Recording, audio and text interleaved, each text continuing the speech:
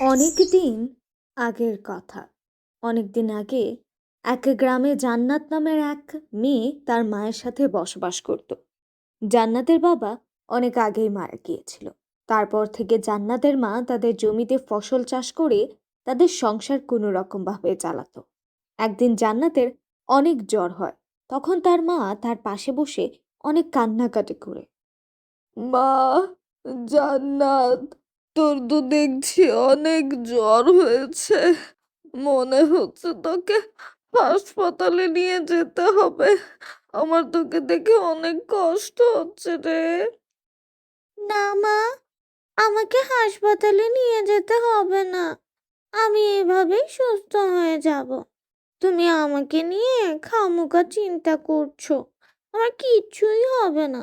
আমি তাড়াতাড়ি সুস্থ হয়ে যাব। মারে, তোর বাবাকে আমি হারিয়েছি। এখন তুই ছাড়া আমার কেউ নেই। আমি তোকে আর হারাতে চাই না। মা কথাগুলো বলতে বলতে জান্নাতের কপালে হাত রাখে।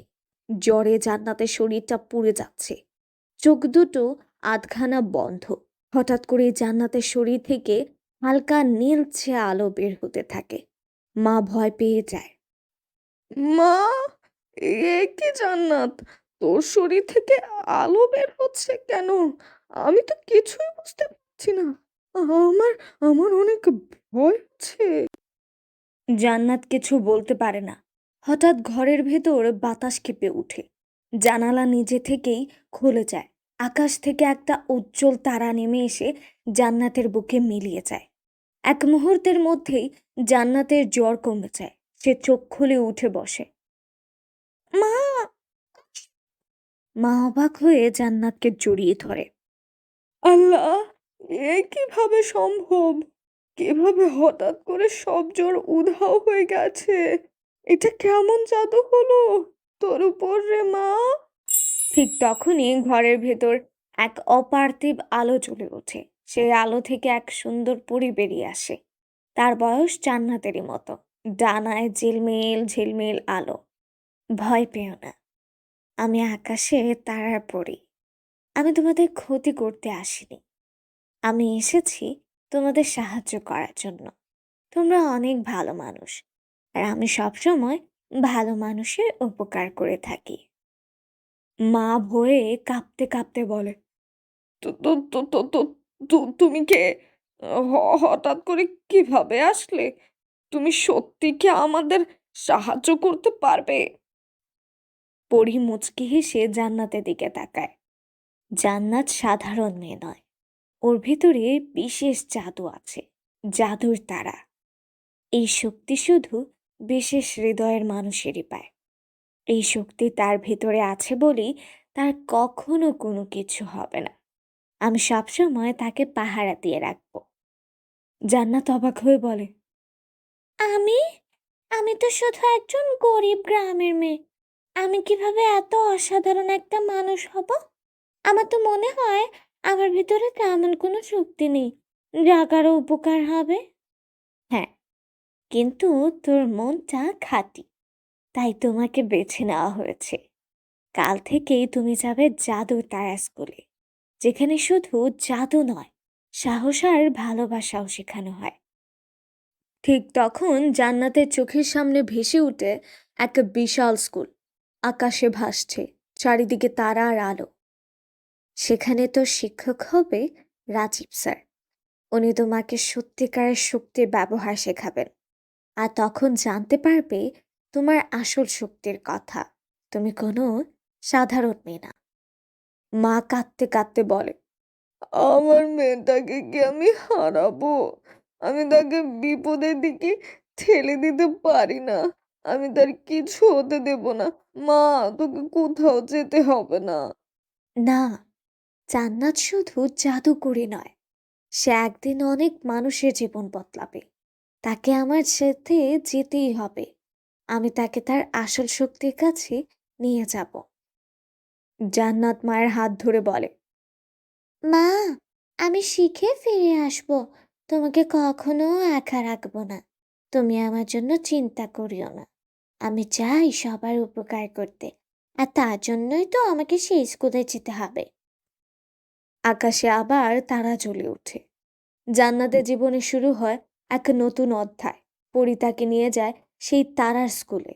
আর সেখানে গিয়ে পরী তাকে বলে, শোনো জান্নাত, আমি তোমাকে বাছাই করে এখানে নিয়ে এসেছি।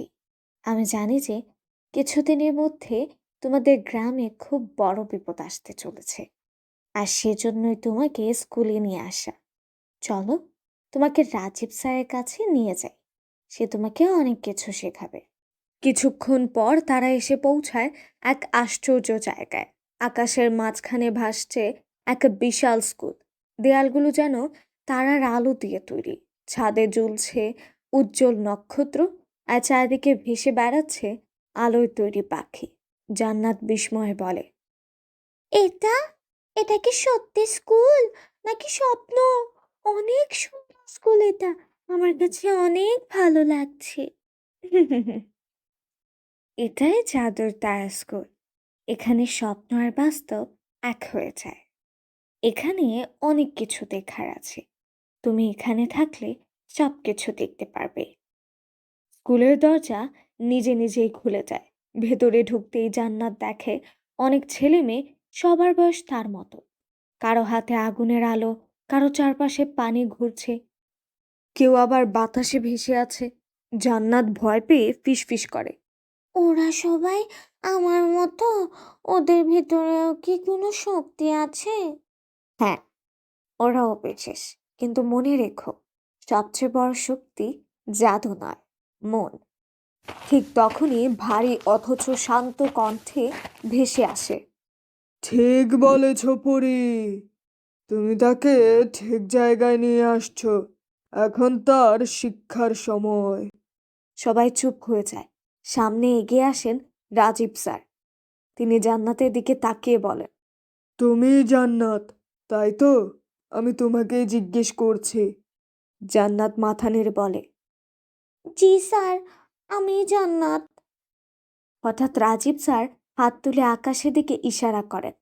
সঙ্গে সঙ্গে জান্নাতের বুকের ভেতর থাকা সেই নীল আলো বেরিয়ে আসে। পুরো হলরুম আলোয় ভরে যায়। সব ছাত্র অবাক। এত শক্তিশালী তারার আলো আমি অনেক বছর পর দেখলাম। জান্নাত, তুমি শুধু নিজের জন্যও নয়, তোমার শক্তি বহু মানুষের ভাগ্য বদলাতে পারে। জান্নাত ভয়ে ভয়ে কাঁপতে কাঁপতে বলে, কিন্তু স্যার, আমি তো কিছুই জানি না। আমি ভুল করলে? আমার এখানে খুব ভয় হচ্ছে। রাজীব স্যার মৃদু হেসে বললেন, ভুল করলেই শেখা যায়, কিন্তু মনে রেখো, যদি কখনো নিজের স্বার্থে এই শক্তি ব্যবহার করো, তবে এই তারাই তোমার সবচেয়ে বড় শত্রু হবে। পরী সামনে এসে গম্ভীর স্বরে বলে, গ্রামে যে বিপদ আসছে সেটা অন্ধকার তারার শক্তি। তারা মানুষের ভয় আর লোভ দিয়ে বড় হয়। আমি ভয় পাই না। যদি আমার শক্তি দিয়ে মানুষকে বাঁচানো যায়, তবে আমি শিখব, যতই কষ্ট হোক। রাজীব স্যার সন্তুষ্ট হয়ে বলেন, আজ থেকে তুমি এই স্কুলের শিক্ষার্থী। কাল শুরু হবে তোমার প্রথম পরীক্ষা। আকাশে বজ্রের মতো আলো ঝলকে ওঠে, আর দূরে অন্ধকারের ভেতর কেউ একজন ফিসফিস করে, জাদুর তারা জেগে উঠেছে, এবার শুরু হবে আসল যুদ্ধ। তখন থেকেই তার শিক্ষাগুরু শুরু হয় রাজীব স্যারের কাছে। তখন থেকে সেখানে তার শিক্ষা শেষ করে বাড়িতে চলে আসে। আর তারপর থেকে জান্নাত সবাইকেই সাহায্য করতে থাকে, আর তাদের কষ্ট করে থাকতে হয় না। তারা এখন অনেক সুখীভাবে জীবন কাটাতে থাকে। তো বন্ধুরা, আমাদের এই গল্পটি কেমন লেগেছে তোমাদের কাছে? কমেন্ট করে জানিয়ে দিও। আর তোমরা যারা তোমাদের নামটি এমন মজার মজার গল্প শুনতে চাও, তোমরা এখনই তোমাদের নামটি কমেন্ট বক্সে লিখে জানাও। আমরা পরবর্তী গল্প তোমাদের নাম দিয়ে বানাবো। ততক্ষণ পর্যন্ত সবাই ভালো থাকো, সুস্থ থাকো। আল্লাহ হাফেজ। কোনো এক দুপুরে একটি জীর্ণ কুঁড়েঘরের সামনে রাজু কুড়াল দিয়ে কাঠ কাটছে। মনের আনন্দে গান গাইছে আর কাঠ কাটছে। মিনু পাশে বসে শাকসবজি পরিষ্কার করছে আর রাজুর সাথে কথা বলছে। মেনু, আজ কাঠ বিক্রি করে যা পেয়েছি তাতে বড়জোর দুবেলা চাল হবে রে। তোর জন্য একটা নতুন জামা কেনার খুব ইচ্ছে ছিল রে, কিন্তু আমার কাছে তো আর টাকা নাই রে। আমি যা কাঠ বিক্রি করেছি তাতে মনে হয় না চালও আনতে পারবো ঠিকঠাক মতো। তুই কষ্ট পাস না রে মিনু। ওসব ভেবো না ভাইয়া, আমরা তো খেয়ে নেই, এটাই অনেক। আর দেখো, আমাদের পরিশ্রম বৃথা যাবে না। খেতে পারলেই তো জানটা বাঁচে, কি বলো? নতুন জামা না হয় পরে কিনে নিব, এখন আমরা দোমুঠো খেয়ে নিই, এটাই আমাদের জন্য অনেক হবে ভাইয়া।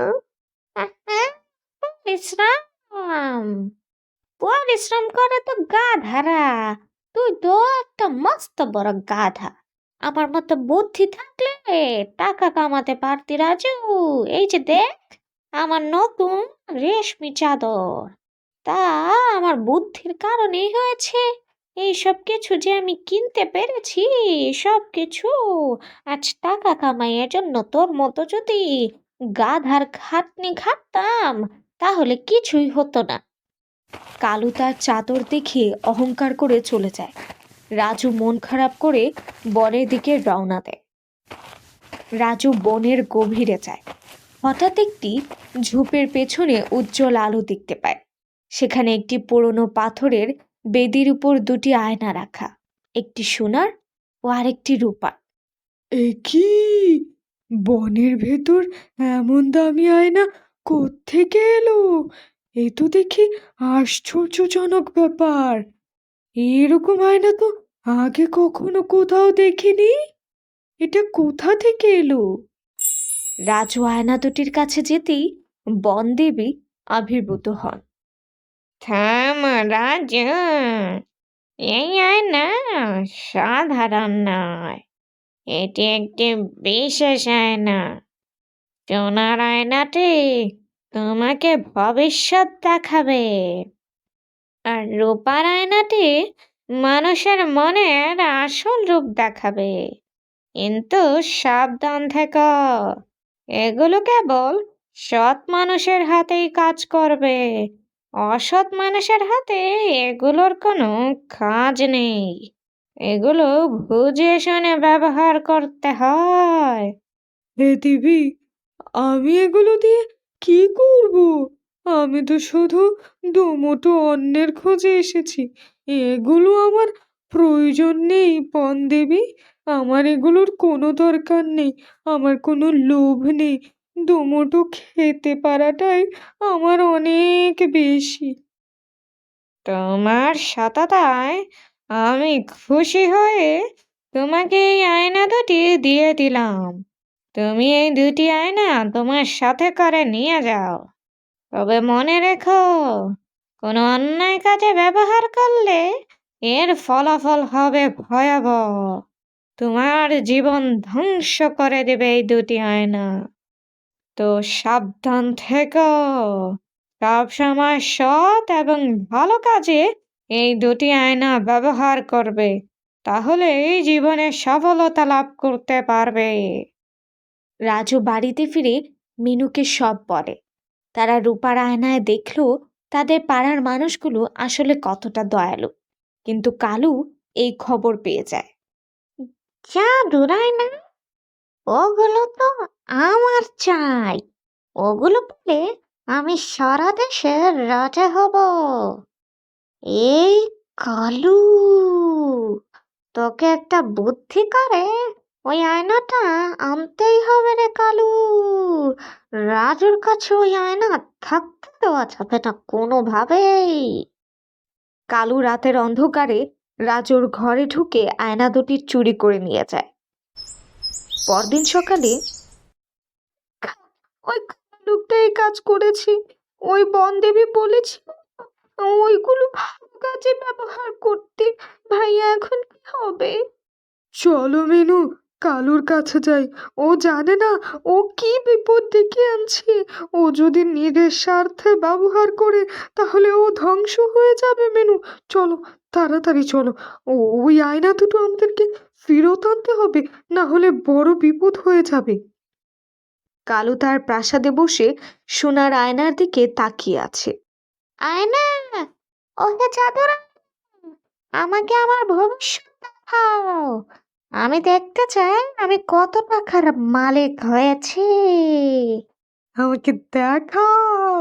আমি আমি ভবিষ্যতে আরো কত মালিক হতে পারবো, দেখাও। সোনার আয়নায় কালু দেখলো সে একটি অন্ধকার কারাগারে একা বসে আছে। সে ভয় পেয়ে গেল। না, এটা মিথ্যে। এবার রূপা দেখি, এটা সত্যি হতে পারে না। এটা আমার সাথে কি দেখালো সোনার আয়না? না না, এ পারে না। আমাকে রূপার আয়নায় দেখতে হবে। সে রূপার আয়নার সামনে দাঁড়ালো। আয়নায় তার প্রতিচ্ছবি একটি ভয়ঙ্কর রাক্ষসের মতো দেখাচ্ছে, কারণ তার মনটা ছিল কুৎসিত। না, এ এ ভেঙে ফেলবো আমি। এটা আমি হতেই পারি না। এ কি ভুলভাল জিনিস আমাকে দেখাচ্ছে। এই আয়নাগুলো আমাকে আমাকে ভেঙে ফেলতে হবে। কালো আয়না ভাঙতে গেলে বনদেবী আবার হাজির হন। রাজু ও মিনুও সেখানে পৌঁছায়। লোভীর মাল কখনোই মিষ্টি হয় না, এটা তুমি মনে রেখো কালু। তুমি অন্যের সম্পদ চুরি করেছ এবং তোমার মনের কালিমা আয়নায় দেখছো। এভাবে কারো জিনিস চুরি করে নিজের ভালো কখনো করা যায় না, উল্টো নিজের ক্ষতি হয়, বুঝেছ? অন্যের ক্ষতি করবা, তোমার সাথেও তাই হবে। বনদেবী হাত নাড়তেই কালুর সব ধন সম্পদ ধুলোয় মিশে গেল এবং আয়না দুটি রাজুর হাতে ফিরে এলো। রাজু এবং মিনু আবার তাদের কুঁড়ে ঘরের সামনে। তবে এখন আর তাদের অভাব নেই, কারণ রূপার আয়না দিয়ে তারা মানুষের আসল রূপ চিনে। মিনু, বনদেবী ঠিকই বলেছেন। আসল সোনা হলো মানুষের সততা। সততা না থাকলে জীবনটা অনেক খারাপ হয়ে যায়।